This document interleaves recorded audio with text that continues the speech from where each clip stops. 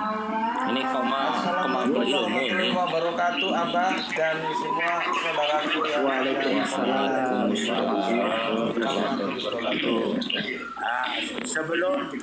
Sebelum menyampaikan sesuatu, tolong dinilai dulu. Itu foto Abah udah ganteng belum nih? Wah, mantap itu, Mbak. Mantap, Mbak. keren itu, Bang. Assalamualaikum warahmatullahi wabarakatuh. Waalaikumsalam, Bang Zulkarnain. Kalau Ya, sebenarnya bagian. kalau lihat fotonya harusnya itu sudah wasulasa, Bang.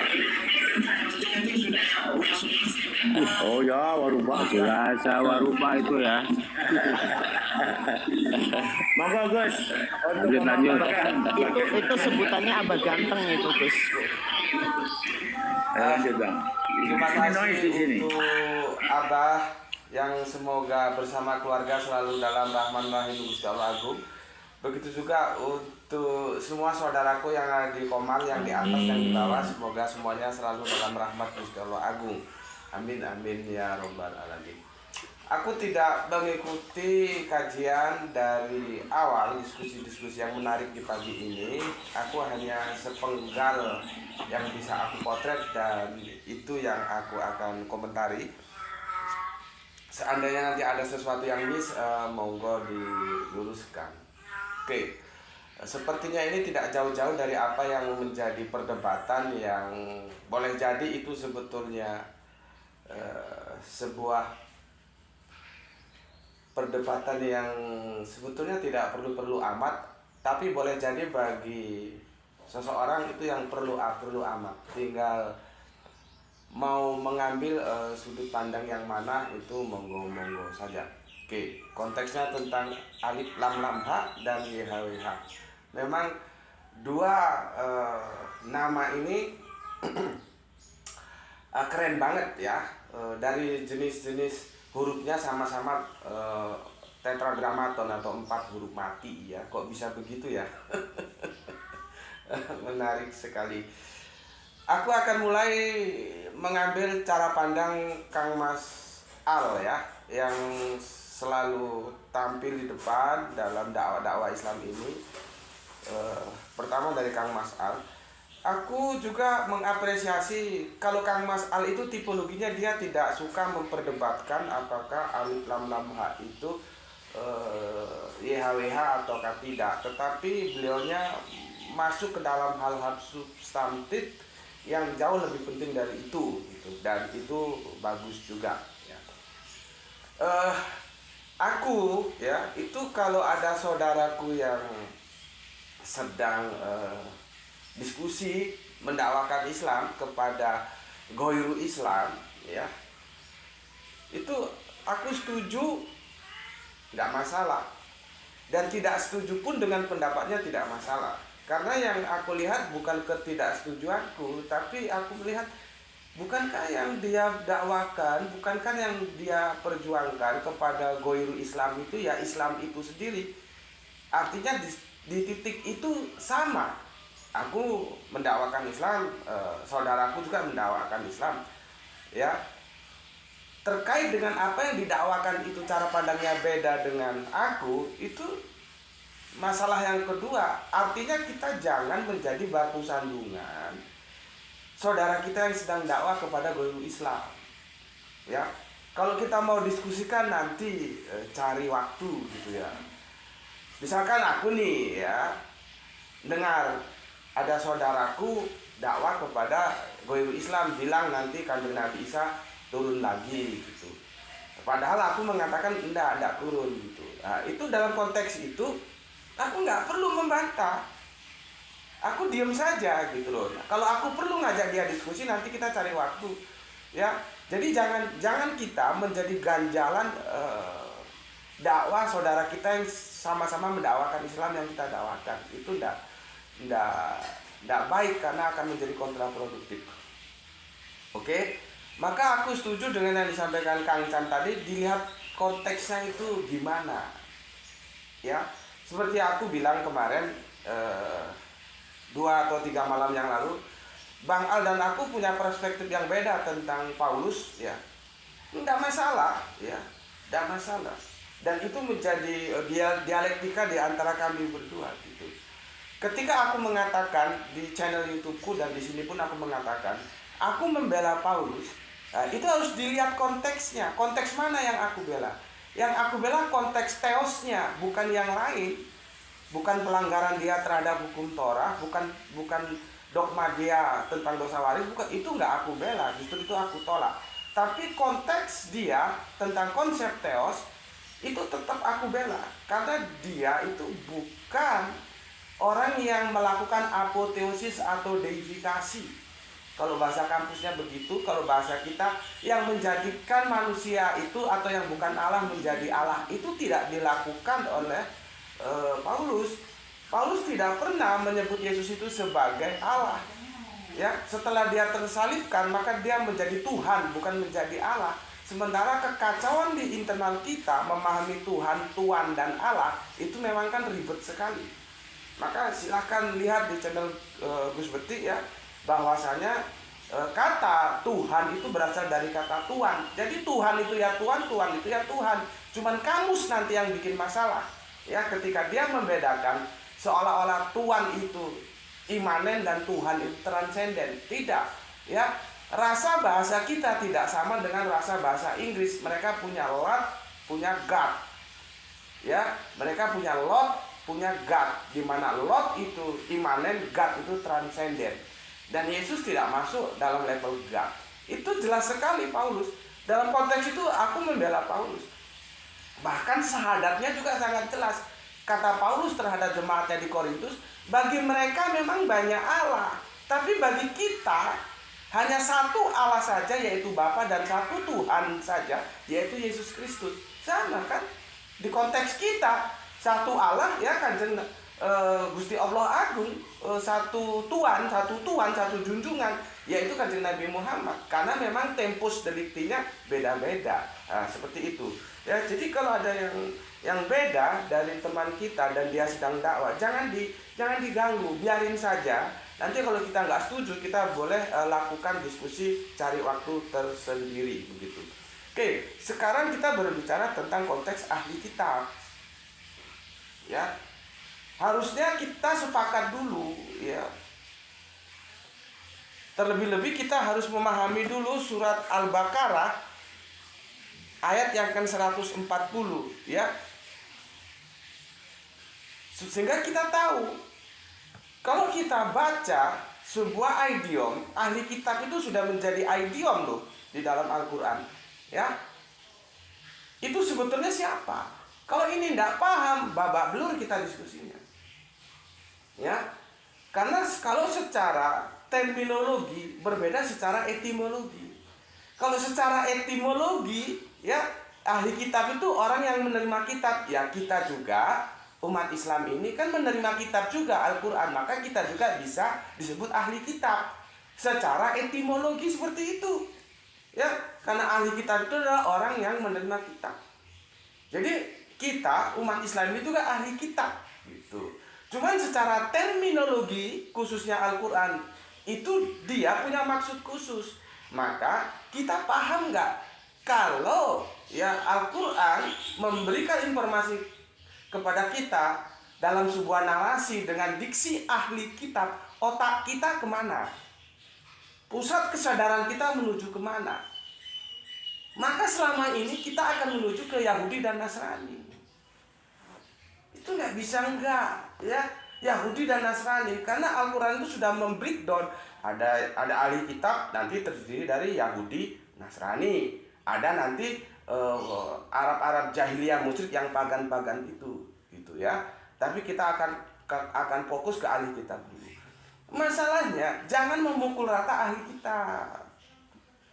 Karena Al-Quran juga membreakdown ahli kitab. Ada yang taat sampai nanti mengikuti abrogasinya Kanjeng Nabi Muhammad to be Muslim, menjadi Islam. Nggak bisa dipukul rata semua ahli kitab. Ya, memang yang bajingan-bajingan juga banyak. Tapi ya, ketika dibacakan Al-Quran sampai mencucurkan air mata juga ada. Ya, jadi ahli kitab yang mana? Nah, untuk mencari titik temu, ya, meeting point, apakah sesembahan kita sama dengan sesembahan ahli kitab, yaitu Yahudi Nasrani, aku setuju dengan Datuk tadi. Kita buka saja di surat 5 ayat yang ketiga kalau nggak salah, itu tentang proklamasi Islam. Islam kan diproklamasikan di situ. Hari ini aku ridho Islam menjadi agamamu. Hari ini, bukan hari lalu, bukan hari kemarin, bukan dulu-dulu. Ya, aku di sini tegas. Ya, kemarin diskusiku dengan Anda bisa lihat semua di channel YouTube Ayah Sophia karena diundang di sana dengan salah satu anak pondok dari Bogor ya datang ke Malang. Aku disuruh menemui untuk memberikan sebuah sambutan dalam sebuah diskusi ya. Tajuknya apakah Islam itu agama yang lahir di abad ke-7? Sebagai nama iya. Tapi sebagai muslim tidak. Ya. Jadi beda antara Islam itu nama, muslim itu nilai. Nasrani itu nama, merek, muslim itu nilai. Begitu juga Yahudi, begitu juga Milat Abraham. Nah, di surat itu kan jelas. Makanan ahli kitab itu boleh kita makan. Sementara ada aturan kita tidak boleh memakan sembelihan yang tidak dibaca atas nama Gusti Allah Agung.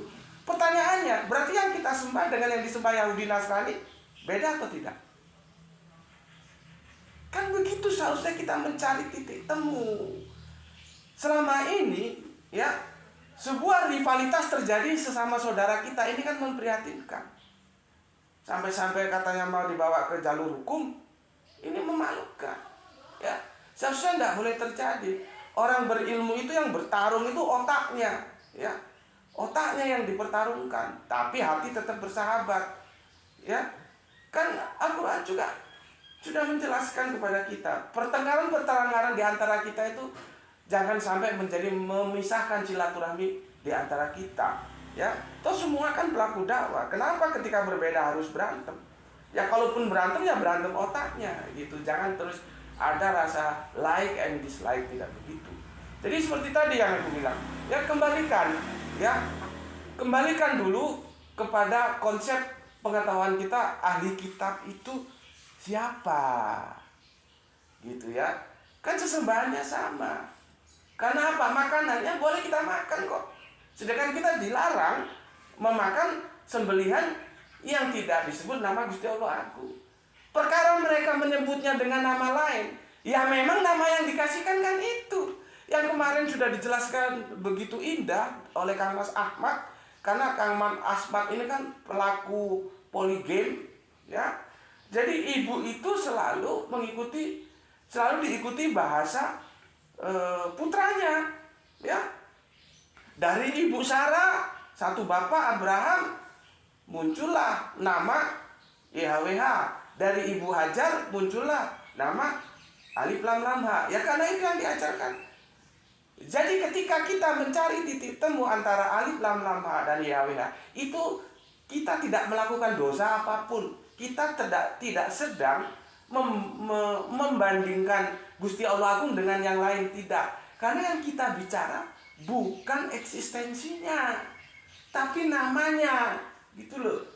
Kita tidak menghadirkan eksistensi lain yang itu memang sangat-sangat tidak boleh dalam agama kita. Ya, tidak boleh.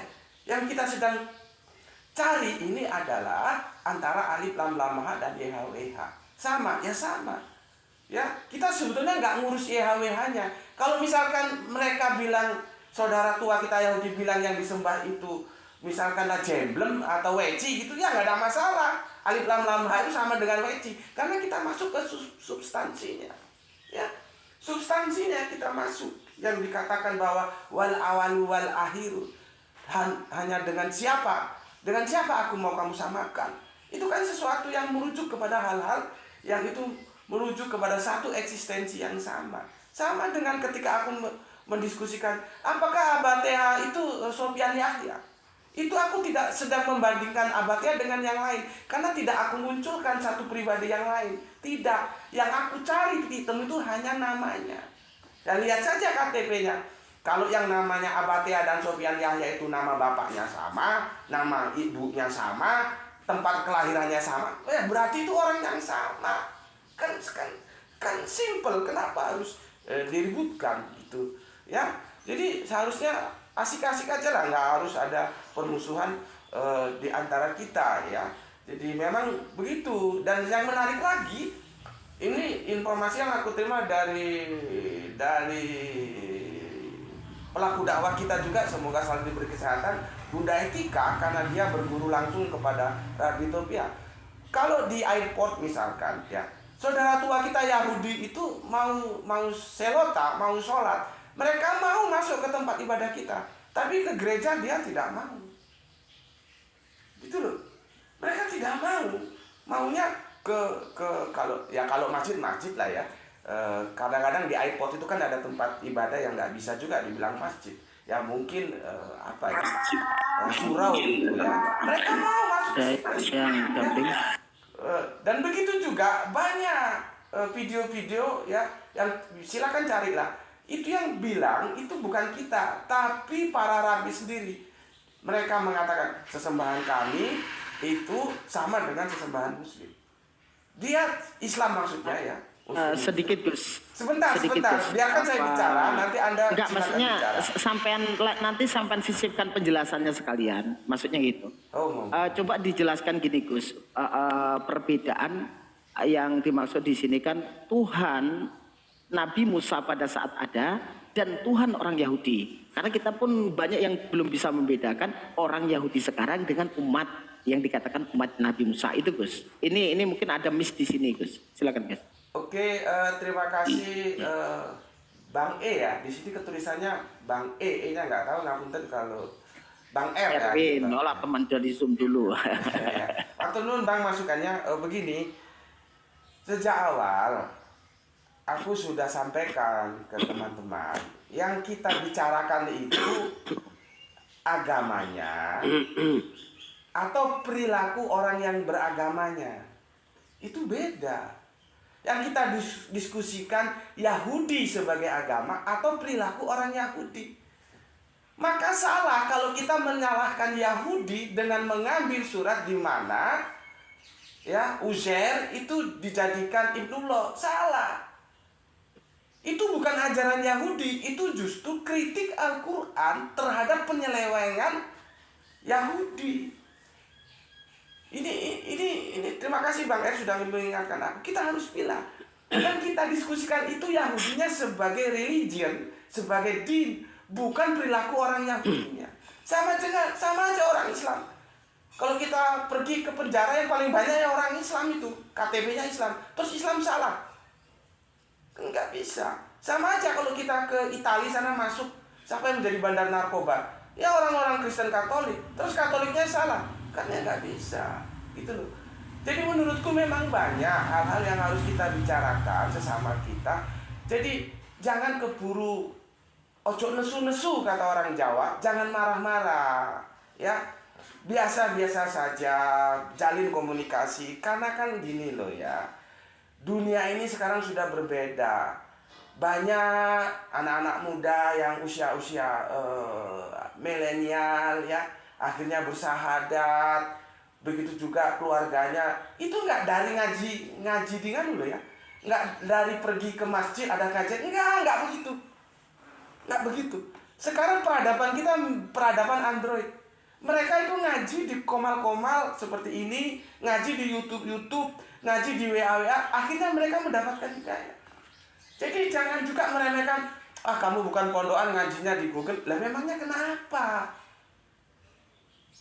Jangan menyalahkan begitu. Kalau yang bisa ngaji masalah di pondok, buat lo gitu ya Gus ya. Iya, kalaupun bisa karena dia punya orang tua punya dana, bisa ngaji ke Gontor seperti Kang Mas Ahmad sampai ke Marok, ke Kairo, ya itu bagus-bagus saja. Dan itu memang harus begitu. Tapi kan nggak semua. Kita terlahir sebagai borjuis, ya seperti gue ini, gue terlahir dari proletar, ya. Jadi itu nggak usah dibicarakan, ya. Yang benar ya benar, yang salah ya salah, ya begitu saja. Nanti ada apa-apa kita bisa diskusikan, gitu ya. Aku kira cukup itu dulu, Kang Mas Er. Mungkin penjelasanku sudah jelas tadi ya. Kita harus membedakan antara agama dan perilaku orang dari umatnya, ya. Kita tidak bisa mengkritik Yahudi itu dengan kelakuan-kelakuan orang Yahudi, nggak bisa ya. Yang kita bicarakan Yahudinya. Tetapi ingat, Kanjeng Nabi sudah berpesan lewat hadisnya Abu Ya'la ya. Ya. Sekalipun kau beryahudi seperti Yahudinya Kanjeng Nabi Musa, apakah boleh? Sekalipun engkau bernasrani seperti Nasraninya Kanjeng Nabi Isa atau baginda Yesus, satu derajat pun tidak berselisih, apakah boleh? Maka jawabnya tidak. Karena sudah terjadi abrogasi. Kalau bahasa kamusnya Kang Ahmad itu nasak mansuk. Di Nuloh itu ada milat Abraham, ada Yahudi, ada Nasrani, ada Islam. Ini semua Abrahamic faith kalau di kampus-kampus sekuler. Anak-anak Abraham semua berpijak kepada kejayaan Bapak Abraham. Tidak bisa lepas dari satu sosok ini. Maka itulah dalam sholawat kita menyebutnya selain kepada Kanjeng Nabi Muhammad. Ya. Dan ini mengalami abrogasi. Artinya agama yang kemudian itu melanjutkan agama yang lalu dan meluruskan ketika itu sudah ada penyelewengan karena sudah ditinggalkan oleh nabinya dalam rangkaian ruang dan waktu yang terpisah jauh begitu. Jadi hadis Kanjeng Nabi lewat Abu Ya'la dikatakan, seandainya Musa masih hidup di antara kalian, maka dia wajib mengikuti syariat yang aku bawa. Ya, maka saat diproklamirkannya Islam, ya, hari ini aku ridho Islam menjadi agamamu, maka dalam konteks hari itu, bukan hari lalu loh ya, bahwa Muslim otomatis Islam, Islam otomatis Muslim. Kalau konteksnya itu. Tetapi kalau konteksnya ini sejak Bapak Abraham, maka silakan lihat penjelasannya di channel YouTube Subandi T. Sukoco. Semua nabi itu Muslim, tapi tidak semua nabi itu Islam. Itu dulu yang aku sampaikan. Maaf kalau terlalu panjang. Aku kembalikan kepada host kita. Semoga Allah mengasihi Bapak Abad ya. Alhamdulillah. Terima kasih Gus Pestik. Jazakallah khairan. Sebelum ke Bang Alkamus, saya tak menjawab ini dari Afif Pak Ishak. Allah menyesatkan siapa yang dikehendaki, maksudnya Allah beri petunjuk kepada siapa yang dikehendaki. Justru ketika kami umat Islam mempunyai Tuhan yang bisa berbuat apapun sekehendak Dia, kita keren, kita punya Tuhan yang keren, yang saya bangga. Coba bayangkan kalau punya Tuhan yang tidak bisa berbuat apa-apa dari dirinya. Apakah sampai apa kerennya? Tuhan yang tidak bisa berbuat apa-apa kan gitu. Nah itulah, itu ya jawabannya Bang Ishak ya.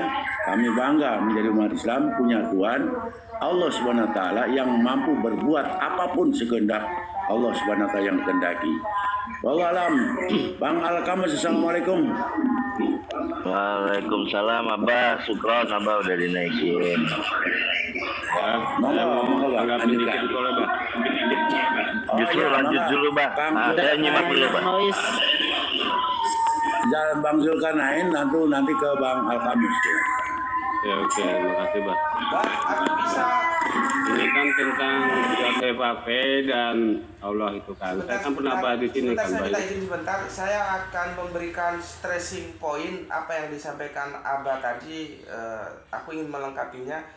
Jadi begini, untuk saudaraku yang tanya, aku nggak sempat baca, mungkin itu yang dijawab Abah tadi ada di tulisan ya, di tab-tab itu. Jadi begini, ayat itu tidak bisa dilihat hanya ancik ayat itu, ya.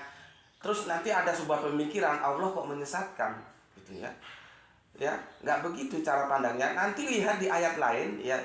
Allah itu tahu siapa yang mau menerima hidayah dan siapa yang tidak. Dan ayat itu menjadi bekalku ketika aku hampir putus asa. Bisa lihat di channel YouTube Subandi T. Sukoco punya Gus Petik, 40 tahun mencari kebenaran.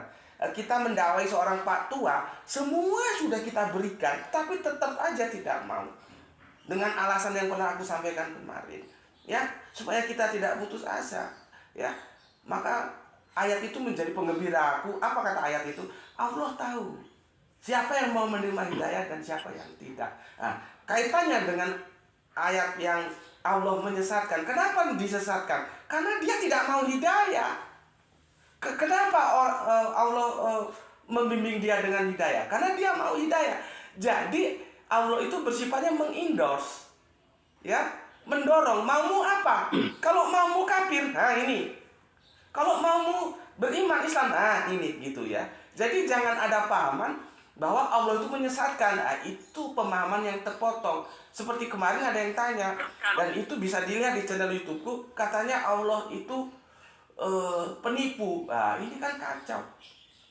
Kacau dari bahasa, seharusnya kan tipu daya, tapi dipotong oleh mereka Allah penipu. Tipu daya dengan penipu itu tidak sama. Tipu daya itu siasat, ya. Karena kita tidak bisa memegang kata-kata majemuk seperti rumah sakit, sapu tangan. Tipu daya itu nggak bisa dipotong terus menjadi Allah penipu, bukan. Tipu daya itu siasat. Orang kafir punya siasat, Allah punya siasat. Tentunya siasat Allah lah yang akan berjaya, gitu ya. Jadi sekali lagi ayat itu bukan berarti Allah penyesat, tidak. Allah hanya mengindos, mau apa? Kalau kamu mau sesat, ya monggo silakan. Kalau mau beriman, monggo silakan. Begitu. Terima kasih, hanya melengkapi saja. Saya kembalikan kepada Kang Zulkarnain. Oke, terima kasih Gus Betik. Ya, tentang YHWH dan Allah ini kan saya pernah bahas di sini. Assalamualaikum warahmatullahi wabarakatuh. Ya. Jadi sebentar Pak, sebentar. Pikiran saya dulu. Jadi ternyata YHWH itu sebatas sifat Tuhan. Saya kan pernah katakan di sini, YHWH itu adalah tingkatan dari Haya, Sofeh, PYY. Artinya apa?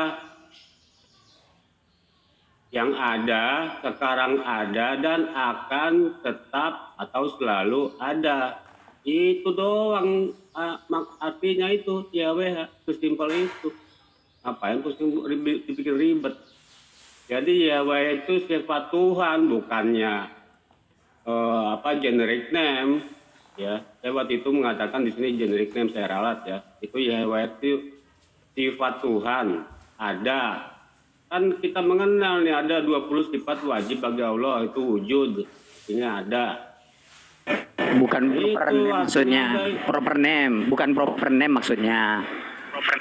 Iya, ya sabar dulu Bang. Allah itu kan proper name, ya. Tuhan itu kan generic name, bener nggak? Tuhan itu kan generic name untuk Allah itu, kan? Generic name, iya generic name. Ternyata YHWH ini bukan generic name, itu adalah sifat Tuhan. Kalau kita tarik ke 20 sifat wajib Allah itu kan yang pertama wujud, artinya ada. Udah sebatas itu, sesimpel itu. Saya mengartikan YHWH. Memang ini dari referensi orang Yahudi sendiri yang saya lihat di YouTube. Makanya saya bisa bicara, bisa ngomong, nggak mungkin saya ngarang-ngarang. Nah, mengenai isinya kitab mereka itu memang saya kadang-kadang ketawa. Bagaimana bisa kok Tuhan pencipta langit semesta dibonceng di atas kerubim, kan 2 malaikat. Ada kita bisa lihat di YouTube itu gambarnya kerubim itu ada rodanya. Ini kalau bicara isinya ya, bukan Tuhan itu. Memang di Al-Quran kan kita dihalalkan, dibolehkan memakan makanan mereka. Mereka kan saya pernah bilang di sini, mereka dalam segi makanan lebih strict daripada Islam. Lebih strict, mereka lebih ketat gitu. Kalau Islam ini kan ya ketat, tapi salah ketatnya dalam segi halal. Makanan halal di pihak Yahudi. Saya tahu itu. Jadi ya nggak usah lah diperdebatkan, ini kan kita sesama muslim, kita bicara baik-baik aja, bukan. Mengenai ada yang berpikir berbeda ya nggak apa-apa, itu kan kita lihat sisi dakwahnya, jangan sisi yang lain. Saya juga bisa melihat dari sisi yang lain, tapi kan saya sendiri tidak mau berdebat dengan sesama muslim, pantang bagi saya. Saya biasa debat dengan Kristen, tahu sendiri kan. Mungkin tahu saya lah. Gas, otennya gas gitu. Iya, ya saya menurut saya gitu aja lah dari saya sebentar ini. Terima kasih Bang. Mantap, Terima kasih. Assalamualaikum warahmatullahi wabarakatuh. Waalaikumsalam warahmatullahi wabarakatuh. Nah, kalau damai kayak gini kan enak ya. Bu Ida ada pertanyaan Bu Ida? Oke, apa namanya kan dalam menamakan Allah atau mensifatkan Allah sebelum kemarin belajar kebak dulu itu kan harus nama yang sudah apa ya bil khobair, jadi yang disebutkan oleh Allah sendiri apa yang sudah diajarkan oleh Allah di situ apa sih ayat CKP itu salah satu sifat Allah yang sudah dikenalkan oleh Allah atau Rasulullah ataupun sahabatnya. Itu dulu ya. Nanti tentang Allahan aku masih belum. Noise itu mbak. Noise Nggak jelas suaranya. Jadi pertanyaannya begini, kita umat Islam kan tentang sifat-sifat Allah itu. Lantai 2 aja kalau perlu. Apa yang diajarkan oleh Rasulullah SAW. Pertanyaannya, apakah Rasulullah mengajarkan sifat Allah itu Yahweh, Adonai dan sebagainya? Ini pertanyaan begini. Halo.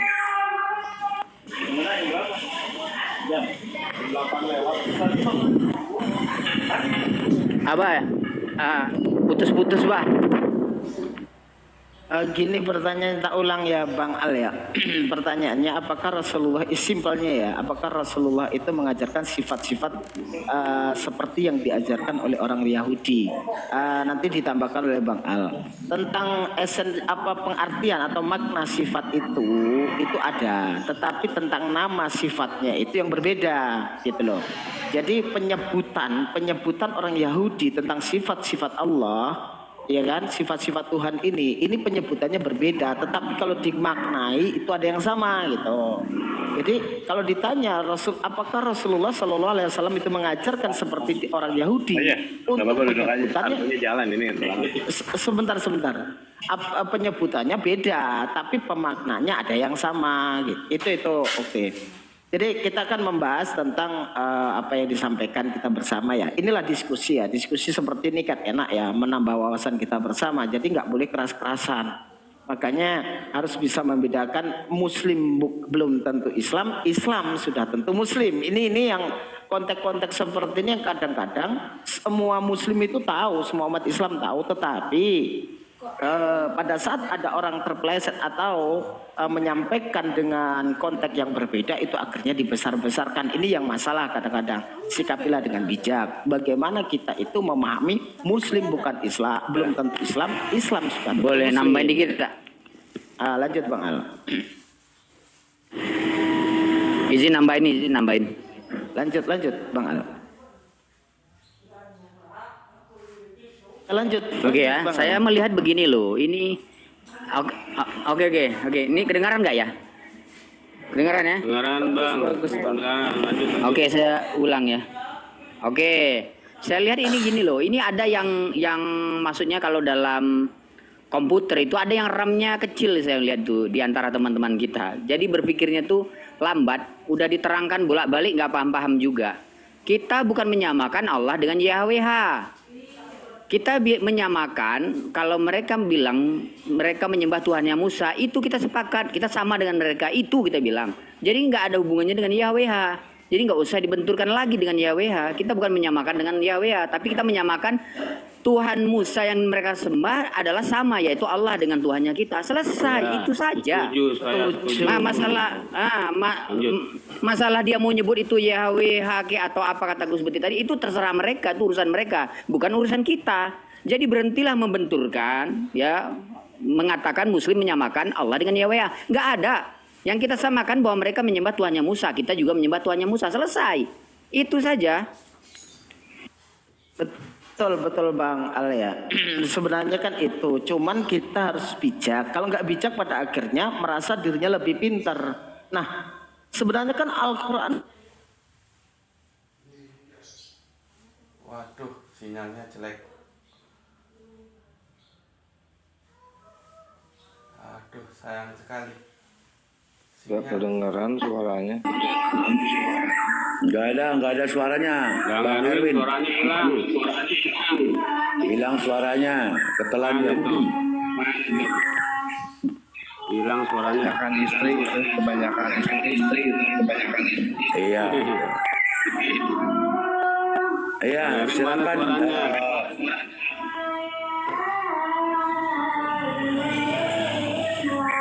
Bang Ahmad dari tadi diam.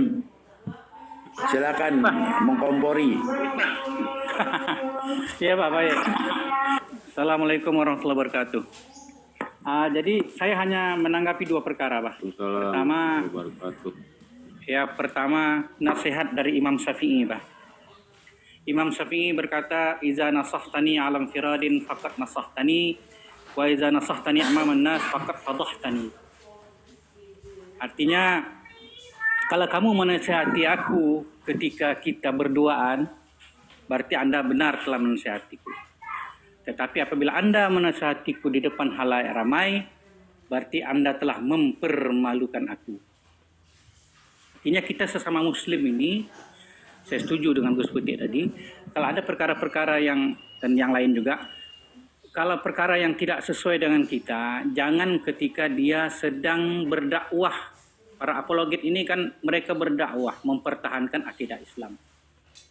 Mereka itu kan ahlinya dalam bidang teologi, tentunya dalam bidang keagamaan Islam ya banyaklah lebih mumpuni dari mereka. Tetapi bidang mereka itu membahas tentang konsep teologi di tiga agama ini.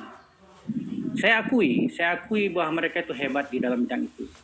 Dan ketika saya akui juga banyak kadang-kadang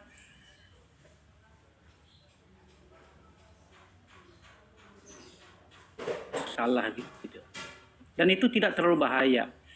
Nanti kalau mau mengkoreksi ya di belakang gitu, di DM ke, di WhatsApp ke atau apa ke. Jangan seperti tuan logika. Itu menghancurkan perjuangan namanya. Apa yang dilakukan oleh para apologet itu sungguh sangat baik. Banyak orang yang muslim di tangan mereka. Kita pun nggak mampu seperti itu gitu. Itu satu. Yang kedua, masalah YHWH dengan apa tadi? Intinya kita kembali ke Al-Quran saja. Al-Quran dalam surah Ali Imran ayat 64 mengatakan, "Qul ya ahlal kitab, ta'alu ila kalimatin sawa' bainana wa bainakum alla na'budu illallah wa la nusyrika bihi syai'a wa la yattakhidha ba'duna ba'dan arbaban min dunillah fa in tawallaw faqulu asyhadu bi anna muslimun." Al-Quran menjelaskan sini sejelas-jelasnya, katakanlah wahai Muhammad, wahai ahli kitab. Nah, ini perintah Allah kepada Muhammad. Qul, katakan Muhammad kepada ahli kitab, wahai ahli kitab, marilah kita bersatu dalam kalimat yang kita sepakati, yaitu la ilaha illallah wa la nusyrika bihi syai'a wala yattakhidha ba'duna ba'dan arbaban min dunillah. Ini Al-Quran mengkoreksi ahli kitab yang awalnya kalimatnya tauhid kemudian menjadi musyrik, menjadikan rabi-rabi mereka itu sebagai Tuhan selain Allah, menjadikan Uzair sebagai Tuhan selain Allah. Jadi yang saya dengar dari pidato Bang Zuma itu, nggak usah kita terlalu besar-besarkan. Kalimat yang dipakai Bang Zuma itu konsepnya sama. Artinya apa? Kata Gus tadi, secara agama konsep Yahudi itu sama, tauhid. Cuma Al-Quran sendiri mengatakan bahwa ajarannya sudah diselewengkan. Mau mereka memanggil Yod-Heh-Vav, YHWH, itu kan oknumnya. Asalnya ya innani anallah fa'budni. Kan Allah kata kepada Musa, ana Allah, maka sembahlah aku. Allah, Nabi Musa mengajarkan kepada umat Yahudi itu Allah, bukan Yod-Heh-Vav, bukan YHWH, apa-apa. Terserah itu mau jadikan sifat atau apa. Yang penting, mungkin itu terjadi pergeseran nilai apapun. Yang penting konsep dasarnya Yahudi itu tauhid. Itu yang dimaksud oleh Bang Zuma itu. Jangan kita melemahkan semangat dia. Ya, biarkan. Kalau ada yang salah, mungkin cara penyampaiannya salah, nanti di belakang kita buat room sendiri. Saya pernah masuk di room inspirasi, di room Bang Jibril itu. itu dia mengkhususkan orang-orang Islam saja di roomnya. Bagus pembahasannya di situ. Jadi tidak ada oten-oten yang bisa mendengar pembahasan tentang dalaman kita. Bahaya kalau borok kita buka keluar, kita belum paham dengan betul, kita tunjukkan perbedaan sehingga yang berkutangan mereka. Ya. Akibat kebodohan kita tentang memahami sesuatu perkara itu. Jangan kita tunjukkan kebodohan kita, jangan kita pamerkan kebodohan kita di depan saingan kita. Jadi betul kata Gus Putih tadi, udah kita biarkan aja dulu, biarkan. Toh itu perkara kecil. Ya, memang masalah akidah, tapi kan yang dibilang Bang Zuma itu kan konsepnya. Nah, konsepnya sama. Saya dengar sendiri tuh, saya ada di bawah waktu itu. Konsepnya sama. Konsep apa? Ajaran dasarnya sama. Nah, kemudian itu Yahudi itu mengubah-ubahnya itu pasti. Kalau nggak tuh nggak akan datang Islam. Kalau umpamanya Yahudi agama yang Taurat itu masih murni, nggak akan datang Injil.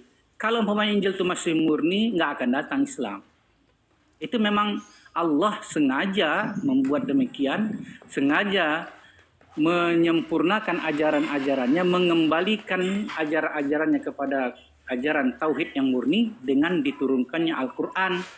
Maka Allah katakan inna nahnu nazzalna dzikra wa inna lahu lahafidun. Jadi karena ini yang terakhir, last testament, maka ini harus murni, harus terjaga. Itu Quran. Jadi begitu Abah. Itu saja tanggapan saya. Setuju. Lanjutkan sedikit ya Abah ya tentang tadi ya. Ya langsung nanti ke asumsi. Pak Prof nih lawan saya nih, bungsu saya nih. Nah itulah makanya kan kita nih sering mengedukasi itu dengan bijak bahwasannya kita harus bisa membedakan umat Nabi Musa alaihissalam dengan orang Yahudi gitu loh. Orang-orang Yahudi yang sekarang seperti yang disampaikan tadi bahwasannya ahli kitab ini paling senang merubah firman Allah, firman Tuhan dengan dicampur adukan dengan tangan mereka sendiri. Ini orang-orang Yahudi ini yang dipegangkan sekarang yang kita yakini seperti itu. Kalau Al-Quran menjelaskan orang Yahudi seperti itu, ahli kitab. Orang-orang Nasrani seperti itu juga. Nah, kita harus bisa melihat apakah umat Nabi Musa seperti itu. Nah, umat Nabi Musa alaihissalam pada saat Nabi Musa alaihissalam ada, ya kalau dalam Al-Quran jelas itu Tuhannya Allah. Nah, orang Yahudi menyebutkan apapun sekarang, apakah sama dengan yang disebut oleh Nabi Musa waktu Nabi Musa ada? Ya itu terserah mereka orang Yahudi. Tetapi di dalam Al-Quran kan udah jelas. Ul amanna billahi wa ma unzila alaina wa ma unzila ala Ibrahim wa Ismail wa Ishaqa wa Yaquba wal asbati wa ma utiya Musa wa Isa wa nabiyyuna min rabbihim lanufarriqu baina ahadin minhum wa nahnu lahu muslimun. Jadi kan jelas itu. Jadi Rasulullah itu disampaikan oleh Allah, katakanlah Nabi Muhammad, kami beriman kepada Allah dan pada apa yang diturunkan kepada kami dan yang diturunkan kepada Ibrahim, Ismail, Ishak, Yakub beserta anak cucunya, dan apa yang diberikan kepada Musa, Isa serta para nabi dan Tuhan mereka. Kami tidak membeda-bedakan seorang pun di antara mereka dan hanya kepadanya kami berserah diri. Jadi orang-orang yang berserah diri inilah yang dikatakan muslim, tetapi belum tentu Islam. Gitu. Jadi umat Nabi Musa adalah muslim tetapi bukan Islam karena pada saat itu menjadi umat Nabi Musa alaihissalam. Ini yang disampaikan sebenarnya. Nah, terkadang orang-orang ini membawa sebuah narasi bahwasannya dilihat sepenggal, sekilas merasa memiliki video, menganggap orang ini menyamakan itu. Makanya disampaikan, lihat konteksnya. Dalam satu perdebatan kita melihat esensinya, gitu. Melihat esensinya. Apakah Tuhan yang disembah oleh umat Nabi Musa sama dengan umat Islam? Kalau saya katakan kalau umat Nabi Musa sama. Kalau orang yang mengikuti Nabi Musa. Tetapi apakah orang Yahudi yang sekarang itu menyembah Tuhan yang sama dengan umat Islam, esensi yang sama tentang ketauhidan tadi? Itu. Nah, tetapi tidak menyamakan apa penyebutannya, tidak. Nah, tentang orang Yahudi menyamai terserah kita gitu loh. Tetapi hal ini tidak perlu dibesarkan. oh orang itu menyesatkan, orang ini. Nggak perlu. Umat Islam tuh cerdas kok.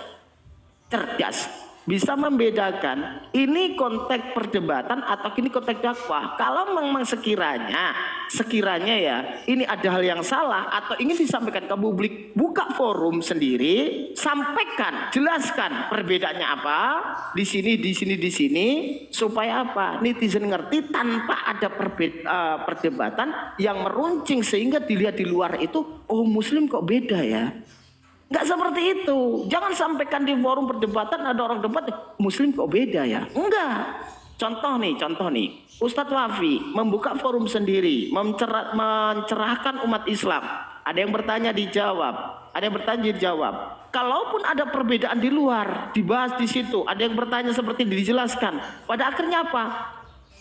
Tidak di framing oleh orang-orang kafir bahwasanya umat Islam ini beda, ranahnya tanya jawab gitu, bukan ranah perdebatan lagi gitu loh. Itu teman saudara-saudaraku ya, saya minta itu janganlah terlalu membesar-besarkan. Karena apa? Nanti akan dilihat bahwasanya kesombongan itu muncul pada orang yang pinter tetapi tidak bijak dalam menyampaikan satu ilmu. Insya Allah seperti itu. Lanjut.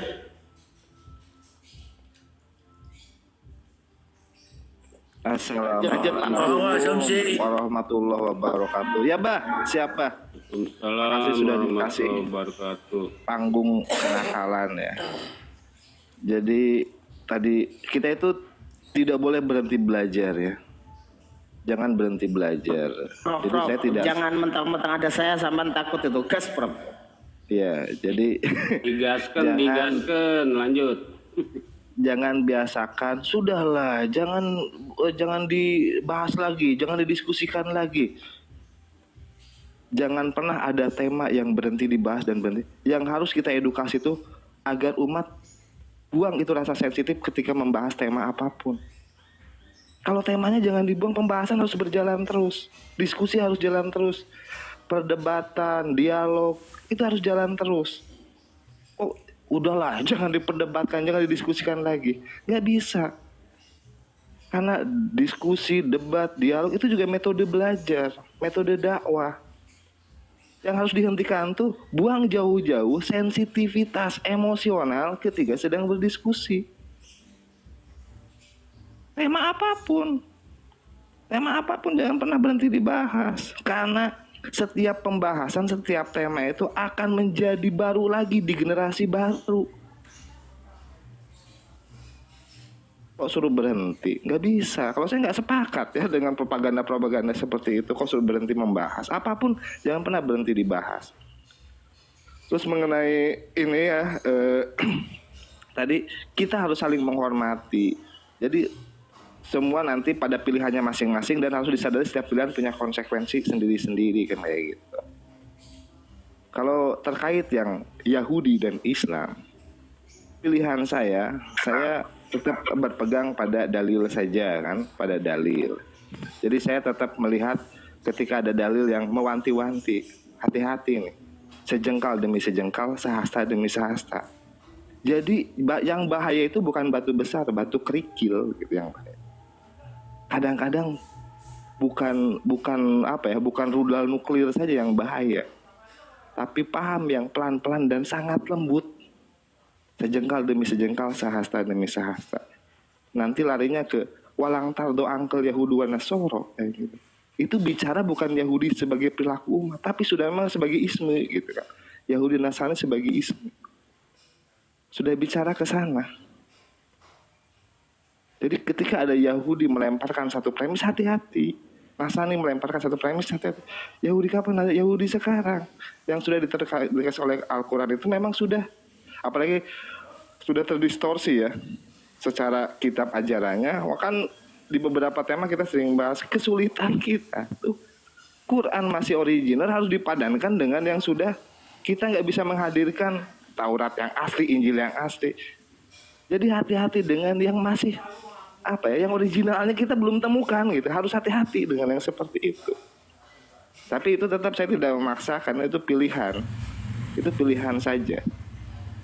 Karena dalil itu bicara ketika memberikan kehati-hatian, itu bukan sedang bicara Yahudi sebagai perilaku umat. tapi memang Yahudi sebagai isme gitu. Yahudi sebagai ajaran, sebagai keyakinan. Wah, ketika ada klaim, ya, kan ada klaim. Jadi Yahudi mengklaim Ibrahim itu Yahudi Judaism, Nasrani mengklaim bahwa Ibrahim itu ya Nasraniisme gitu. Itu dibantah. Ibrahim itu bukanlah Yahudi dan bukan Nasrani. Dan dari lagi berbicara bahwa Nabi Muhammad saja diperintahkan untuk milah Ibrahim. Artinya Allah pasti menyamakan tentang milah ini. Semua Nabi pasti milah Ibrahim. Semua Nabi setelah era Nabi Ibrahim ke sini sampai Nabi Muhammad, semua Nabi itu milah Ibrahim. Gak ada yang gak milah Ibrahim. Dan begitu ditegaskan Ibrahim itu bukanlah Yahudi, bukanlah Nasrani, berarti ismenya memang bukan isme Yahudi dan bukan isme Nasrani. Kalau saya tetap pada pilihan yang beda ya. Jadi Yahudi dan para nabi gitu kan. Ketika Yahudi hanya bicara sebagai kaum, Quran itu tidak terlalu keras ya. Tapi ketika Yahudi sebagai isme, nah itu Quran sangat keras. Hati-hati dengan isme Yahudi.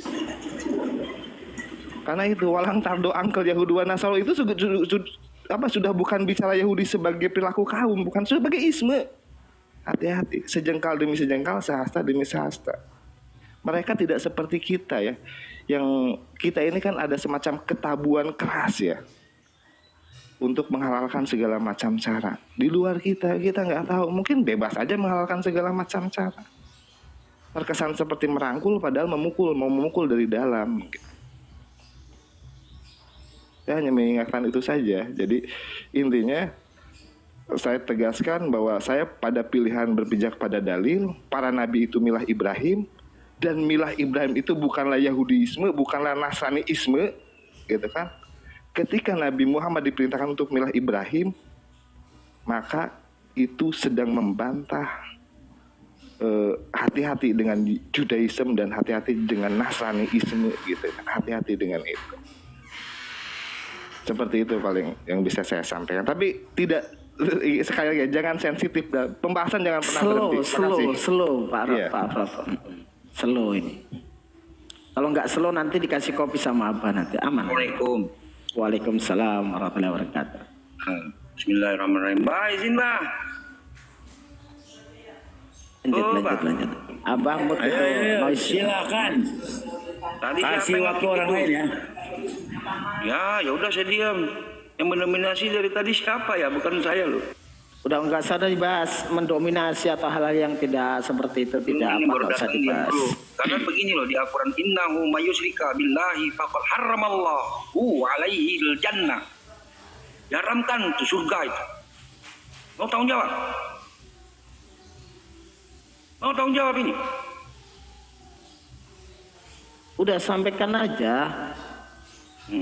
Nanti jangan macam-macam. Ya iya, tapi nggak usah keras-keras, santai aja.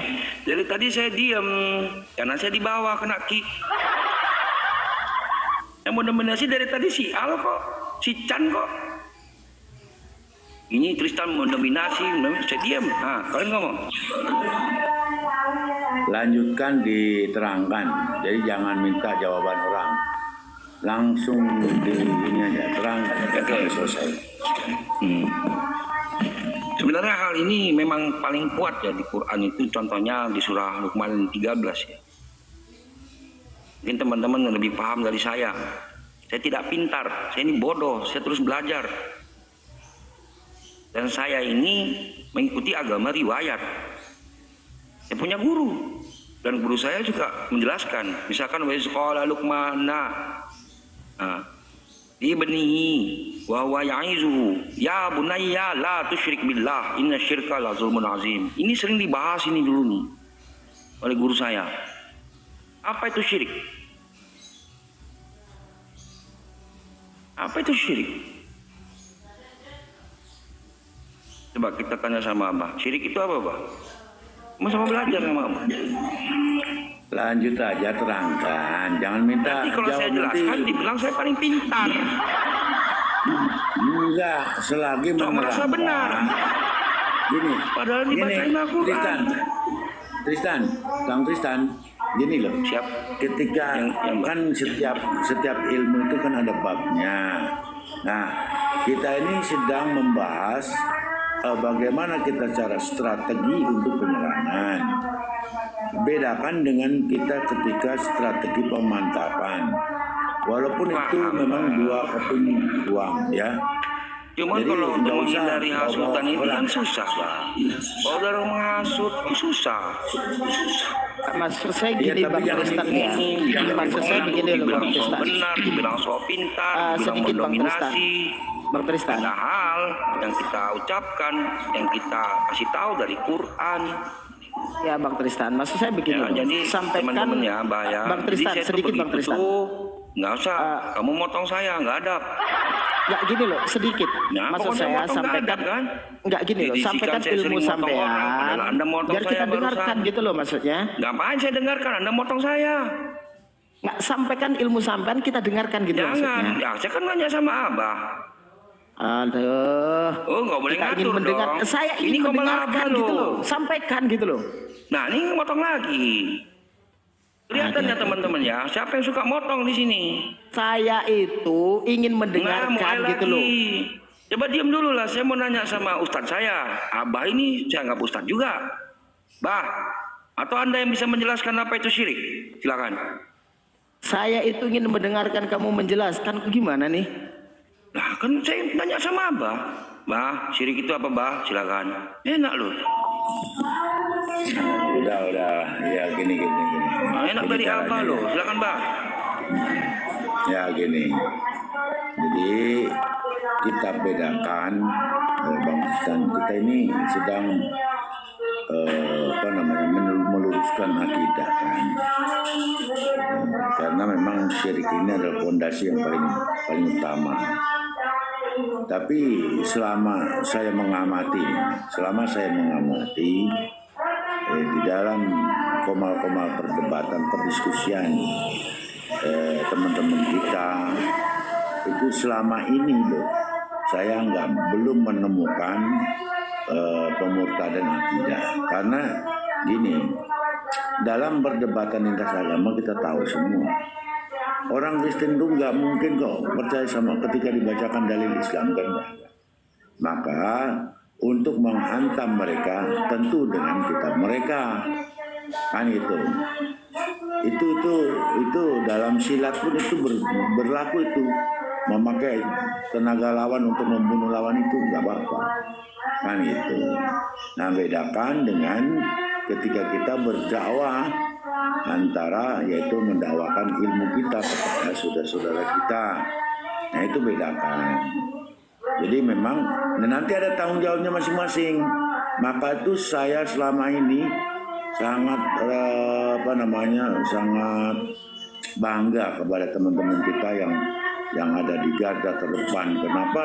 Karena mereka mengambil risiko yang besar menurut saya.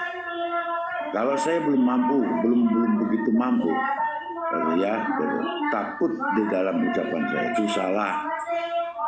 Maka yang saya bisa lakukan hanya mendoakan saudara-saudara saya yang sedang berdebat itu semoga tidak terpleset ucapannya sehingga jatuh kepada kemungkaran, itu saja.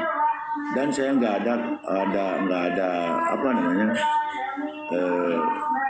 ada kepentingan saya untuk meluruskan mereka, kecuali mereka sendiri menanyakan, Bah, saya apakah sudah benar ketika saya ngomong begini? Kalau salah, salahnya di mana? Nah, itu nanti saya akan akan kita terangkan. Tapi selagi teman-teman kita itu sedang ibaratnya sedang berjibaku dengan penghadangan hujatan subhat daripada lawan-lawan kafir, ya kan, orang-orang kafir, maka kita lebih baik kita lihat, kita dukung dengan apapun yang kita dapat bisa dukung. Makanya saya bikin komal begini, komal yang diantara komal alternatif ini, komal saya ini. Komal alternatif di mana adalah menerima apapun perbedaan dari teman-teman kita, tapi jangan menjustifikasi orang. Nah, kalau ini loh, ya pakai, saya nggak mau pakai penghakiman karena menghakimi itu bahasa dari hotel gitu. Jangan menjustifikasi orang bahwa kamu begini, kamu kafir, kamu munafik, kamu jangan, ketika dia itu masih bersyahadat teguh Tuhannya Allah SWT, nabinya adalah Muhammad SAW dan kitab sucinya Al-Quran. Maka silakan berbeda pendapat di sini, tapi tidak boleh menyerang pribadi. Gitu. Monggo. Mbak, tolong dibacakan hadis itu, Mbak, yang karena ucapannya mereka murtad dan menyebabkan dia berdosa itu, Mbak, pada akhir zaman itu, Mbak. Silakan. Itu di Sulam Taufik itu.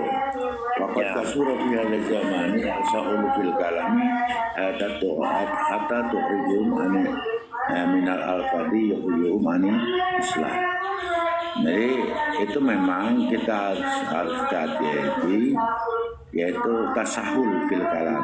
Maksudnya jangan meremehkan ucapan, karena ucapan itu sangat berbahaya, walaupun kita itu tidak tahu bahwa itu adalah dosa gitu kan. Wala yarawna dzalika dzamban gitu kan. Tapi itu hanya peringatan kita, Kambang Ustaz.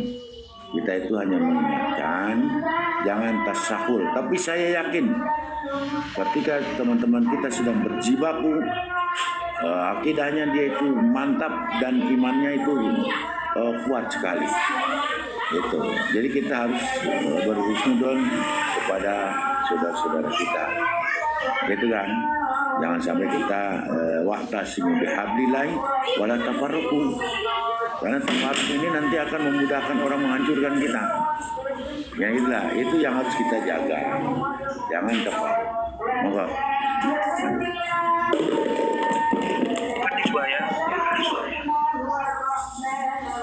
Bukan itu ya itu di pengantar dari Sulam Taufik.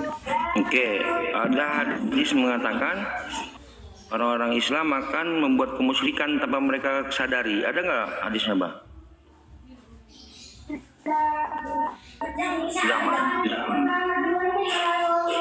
Oh, itu mau coba nanyanya ke Pak Ahmad, saya belum baca. Pak Ahmad pernah baca nggak orang akhir zaman itu? Ustaz, monitor ini aja lah, langsung ke hadis aja kan. Pernah nggak Rasulullah bersabda, umatku pada akhir zaman akan melakukan kemusyrikan tanpa mereka sadari? Ada nggak hadisnya? Iya, cibran itu ada itu. Nah ini bagaimana menyikapinya itu aja. Sekalipun. Ya? Ya artinya kalau kita mengikuti keyakinan mereka, kita mengikuti cara ibadah mereka dan lain-lain. Seperti kita ikut-ikutan niup trompet pada awal tahun baru, itu kan sedikit-sedikit kita ikut-ikutan ucapan Natalan, kita ikut-ikutan dalam kegiatan-kegiatan ritual mereka, itu sedikit-sedikit lama-lama akan masuk total ke dalam agama mereka. Jadi begitu maksud hadis tersebut. Lebih kepada perbuatan. Lalu ucapan bagaimana Ustaz Ahmad? Ucapan? Iya, tahu. Ucapan juga termasuk. Cuma begini, kan ini konteksnya tadi kan sudah panjang lebar kita bahas di sini tadi. Surah Ali Imran ayat 64 itu jelas bahwa agama ahlul kitab itu yang notabene Yahudi dan Nasrani yang pure ya, yang asli. Nah, itu adalah tauhid. Terserah sekarang mereka itu sudah distorsi, telah terjadi apa-apanya, bukan itu yang dimaksud. Jadi konsep asal Yahudi dan Nasrani itu adalah tauhid. Ta'alau ila kalimatin sawa bainana wa bainakum alla na'budu illallah, itu yang kita garis bawahi. Nah sekarang itu mereka itu sudah menyelewengkan itu pasti sudah diselewengkan. Itu masalahnya. Islam sendiri menyuruh Nabi Muhammad mengajak orang-orang Yahudi Nasrani itu untuk kembali ke pangkal jalan gitu loh. Kembali ke pangkal jalan. Dulu kalian tuh pengikut Musa tauhid. Nasrani kalian tuh Hawariyun dulu pengikut tauhid. Kembalilah ke ajaran asal. Nah, jadi kita tidak mengendos ajaran yang sekarang, tapi kembalilah kalian kepada ajaran asal. Konsep asal Yahudi dan Nasrani itu tauhid. Yang sekarang sudah berubah-ubah, itu yang tugas kita itu mengembalikan. Dengan cara apa? Dengan masuk Islam. Itu makna ayat Ali Imran ayat 64 tersebut. Kalau kita memandang Yahudi yang sekarang, Nasrani yang sekarang, Nasrani udah nggak ada. Yang ada Kristen, agama pagan, ciptaan Parisi, hadiah buat Romawi. Agama pagan penyembah Tuhan manusia yang bernonot, Yudas Iskariot, yang tidak ada hubungannya dengan agama Samawi. Yang kita bicarakan sekarang ada ahlul kitab. Ahlul kitab itu adalah yang berpegang pada Taurat dan Injil. Yang mana? Yang mengikut ajaran Musa. Ya Allah berfirman pada Musa, Innani anallah fa'budni. Innani anallah la ilaha illa ana fa'budni wa aqimis salata li dzikri. Ini yang kita bicarakan. Itu dasar Yahudi dan Nasrani itu, bukan konsep yang telah diselewengkan sekarang. Jadi kita nggak usah perpanjang ini, malu kita. Yang saya bilang tadi, waktu Bang Zuma menerangkan itu, saya ada di bawah, saya paham maksud dia. Dia mengatakan konsepnya sama. Dia tidak menghilangkan ajaran Billy itu sama sekarang, tidak. Konsep Yahudi itu sama, yaitu menuhankan Tuhan yang satu. Itu kan satu ketinggian bahasa yang artinya konsepnya sama, namun sekarang sudah ada taj'alunaha qaratisa tubdunaha wa tukhfuna katsira yuharrifuna al-kalima an mawadhi'i yaktubuna al-kitaba bi'aydihim. Itu dijelaskan berikutnya. Sudah terjadi pengubahan-pengubahan. Yang awalnya menuhankan Allah tapi wa qalu inna Uzair ibnullah, itu Quran sudah jelaskan semua itu. Sudah jelaskan, tapi Quran tetap yang pada zaman Nabi Muhammad itu ahli kitab itu tetap diakui, zabihnya tetap kita boleh kawin dengan mereka. Kenapa? Karena ahli kitab pada zaman itu masih menjalankan beberapa loh, tidak semua hukum Taurat mereka. Dan kembali saya katakan tadi bahwa ketika Salman Al-Farisi menceritakan kepada Nabi bahwa mereka sholat, mereka puasa seperti kita, mereka begini.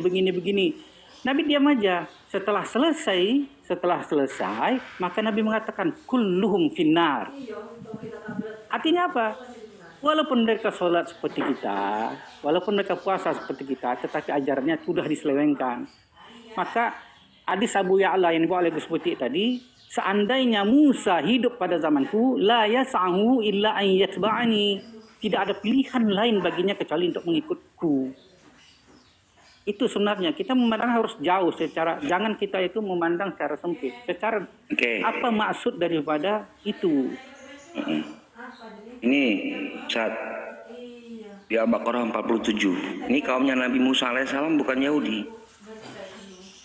Jadi katakan ya Bani Israil azkuruni ni'mati allati an'amtu alaikum. Ya. Wa anni faddaltukum 'anil 'alamin. Terus ke bawah kepada Musa alaihissalam. Kaumnya Musa alaihissalam bukan Yahudi di sini. Tunjukkan di mana di Al-Quran kaumnya Musa alaihissalam bernama Yahudi. Sampai botak kepala nggak akan ketemu. Dan Yunus 84 Musa alaihissalam mengatakan jika engkau adalah Muslim. Tuhan Musa alaihissalam Al-Baqarah 67 adalah Allah. Artinya Bani Israel di masa lampau mereka Muslim, bukan Yahudi di masa lampau. Satu, bukan yang dia mengatakan Shema Israel Adonai. Adonai ini dewa kalau teman-teman mau nelusuri lagi. Apakah konsepnya sama? Kata Al-Quran. Ya, ittakhazu ahbarahum wa rubanahum arbaban min dunillah. Kemudian mereka mengatakan Uzair ibnullah. Kemudian mengatakan di Al-Maidah 18, kami adalah anak-anaknya Allah. Ini adalah yang dipahami oleh Yahudi di masa lampau. Ketika mereka beriman, tentu menjadi pengikutnya Nabi Isa Al-Masih. Ketika mereka beriman, tentulah menjadi pengikutnya Musa alaihissalam. Apa nama agama mereka? Islam. Mereka apa? Muslim. Imran 52, Hawariyun dan Nasrani mengaku Muslim. Adi Yunus 84. Ini kuncinya nih, teman-teman. Jangan dirubah-rubah. Lalu ketika ada yang mengatakan konsep Yahudi yang agamanya nggak ada di Quran sebagai agama yang diridhai Allah, kemudian konsepnya sama. Konsepnya sama. Kita cek di mana? Di bukunya. Shema Israel, Yodevape misalnya. Nah, konsepnya sama, menuhankan satu Tuhan. Ini secara dungu-dunguan aja. Saksi Yehova menuhankan berapa Tuhan? 1. Unitarian menuhankan berapa Tuhan? 1. Zoroaster menuhankan berapa satu Tuhan? 1. Zoroaster itu yang menuhankan sapi itu, karena patungan anak sapi 1 juga tadi Abah bilang. Ketika Fir'aun mengaku dirinya Tuhan, 1 juga. Kenapa nggak sekalian semua dibenarkan konsepnya sama? Lalu Allah bedakan melalui jangan nyebut-nyebut nama orang yang nggak ada di sini. Ada yang nyebut tadi mengatakan benar. Karena kalau lihat di video saya itu kan pertamanya kan disebut tetap saja mereka menuhankan Shema Israel hingga hari ini. Hingga hari ini. Berarti sebelum dan hingga hari ini sama. Itu ayatnya yang dipakai. Paham ya Ustaz Ahmad ya? Cek di video saya itu. Ahli kitab. Izin saya nanggapi, Pak. Ahli kitab itu adanya. Sabar, jangan nggak ada adab gitu, motong-motong orang. Jangan kelamaan yang lain. Loh, kelamaan. Antum lama saya nggak berisik loh. Kalau nggak saya turun ini, biar kamu yang bicara. Pak Ahmad selesaikan dulu coba. Gimana gitu maksudnya? Jangan Pak Ahmad. Iya, maksud saya kan tadi yang dilegitimasi oleh Al-Quran itu kan ahlu kitab. Ahlu kitab saja yang diakui keberadaannya itu pun dianggap kafir loh. Tapi asalnya mereka memang agama Samawi, berkitabkan kitab yang Taurat yang diturunkan kepada Nabi Musa, kemudian diluruskan kembali oleh Isa dengan membuat Taurat yang Nabi Musa itu dan plus Injilnya begitu. Namun mereka Muslim bukan kedua-dua kitab ini sudah tidak suci lagi, nggak ada udah. Nggak ada. Artinya saya mau nanya sama Ustaz, ada boleh yang ya? mengaku-ngaku, ada yang mengaku. Saya mau nanya sama Ustaz. Boleh saya nanya nggak? Boleh. Di sini. Ketika konsep orang Islam mengatakan monoteis satu Tuhan, Yahudi satu Tuhan, Unitarian satu Tuhan, Saksi Yehova satu Tuhan, apakah Tuhannya ini sama? Konsep ketuhanan dalam Islam memang monoteis, tapi bukan monoteis yang jelas, yaitu Allah na'budu illallah. Itu dan itu Tuhannya Nabi kan saya bilang tadi, inni anallah la ilaha illa ana, itu firman Allah pada Musa, itu juga yang diajarkan Musa. Inni anallah, innani anallah la ilaha illa ana fa'budni wa aqimis sholata dzikri, itu ajaran pure, ajaran asli Nabi Musa. Kemudian kepada Isa pun begitu. Allah juga nama Tuhan juga. Allah. Cuma terjadi penyelewengan. Makanya yang menyeleweng ini kita kembali ajak ke ajaran asal gitu loh maksudnya. Iya, faham. Dulu kalian itu penyembah Allah. Ta'alau ila kalimatin sawa. Ayo kembali kepada ajaran yang benar, yang sama antara kita. Allah na'budu illallah. Kembali kita kepada Allah. Saya pernah diskusi sama Alif ini. Akhirnya dia membedakan saat itu. Ini terjadi di Zoom ini. Kan ini kan ta'alau ila kalimatis sawa. Ala bainana wa bainakum. Kan saya bilang di situ, Allah na'budu illa siapa? Allah. Di kitabnya ada nggak nama Allah? Nggak ada.